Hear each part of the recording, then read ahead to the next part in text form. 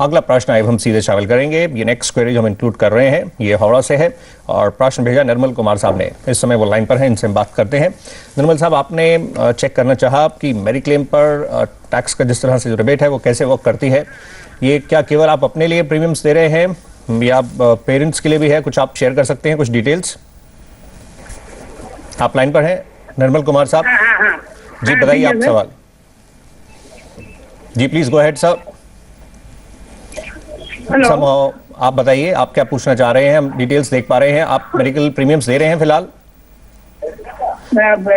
आपको हम आपका प्रश्न जो है हम इसको एड्रेस करने की कोशिश करते हैं। कुछ लग रहा है लाइन में प्रॉब्लम है, आप ट्रैवल कर रहे हैं, लेकिन आपको इससे सेंट्रिक डिटेल्स हम शेयर करते हैं। इसमें अगर हम देखें बलवंत साहब, ये मेडिक्लेम की बात कर रहे हैं, सेक्शन 80D के तहत जो वर्क करेगा अपने लिए इंडिविजुअल्स के जो लिमिट है और सीनियर सिटीजन्स की जिस तरह से वर्क करती है, ये अभी 58 के हैं तो ये उस श्रेणी में नहीं है सीनियर सिटीजन्स के लिए।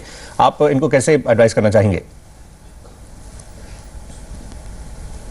देखिए सौरभ जी, जो 80D का जो मेडिक्लेम का जो लिमिट है वो नॉर्मल सिटीजन्स के लिए जो है वो नॉर्मल टैक्स पेयर्स के लिए 15,000 है और अगर सीनियर सिटीजन्स है तो वो लिमिट 20,000 है।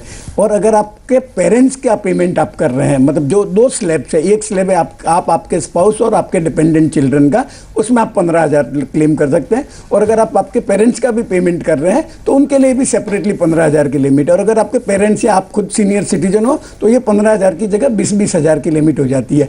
और अभी लास्ट फाइनेंस एक्ट में फाइनेंस मिनिस्टर ने प्रपोज किया कि ये जो 15,000 और 20,000 की जो लिमिट है उसके अंदर एक सब लिमिट भी 5,000 की इंट्रोड्यूस की गई है। जो आप प्रिवेंटिव हेल्थ चेकअप के लिए जाते हैं, जो रेगुलर हेल्थ चेकअप वगैरह कराते हैं, उसके लिए आप 5,000 रुपया with in that limit claim कर सकते हैं। पर एक बात ध्यान रखने जैसी है सौरभ जी कि ये जो प्रीमियम का पेमेंट है वो आप कैश में नहीं कर सकते।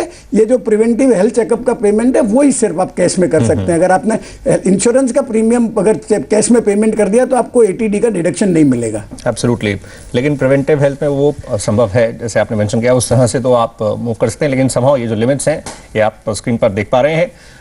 जैसे हम 80C का कृष्ण साहब बात कर रहे थे, 1 लाख की लिमिट और दूसरी तरफ ये 80D की लिमिट देखें, ये भी आपको लग रहा है जो मेडिकल एक्सपेंसेस जिस तरह से हैं और जो लिमिट्स हैं ये जो सेट की गई थी, इनमें भी टिंकरिंग की आवश्यकता है, इसको बदलाव करना चाहिए तो मतलब ताकि लोग इस तरफ आ भी रहे हैं उनको थोड़ा और इंसेंटिवाइज किया जाए। देखिए आपकी बात बिल्कुल ठीक है, मैं आपसे बिल्कुल सहमत हूँ। आई थिंक इसके अंदर आज की डेट में अगर गवर्नमेंट का ये इंसेंटिव देना चाहती है कि हेल्थ केयर के ऊपर, लोगों की हेल्थ केयर के ऊपर अगर थोड़ा सा हमें सोचना होगा तो उस हिसाब से जो अमाउंट्स हैं 15,000 का या 20,000 का, ये बहुत ही छोटा अमाउंट है और इसमें बहुत स्कोप है कि अगर इस लिमिट को आगे इंक्रीज़ किया जाए। ओके, आइए अब हम नेक्स्ट क्वेरी इंक्लूड करते हैं।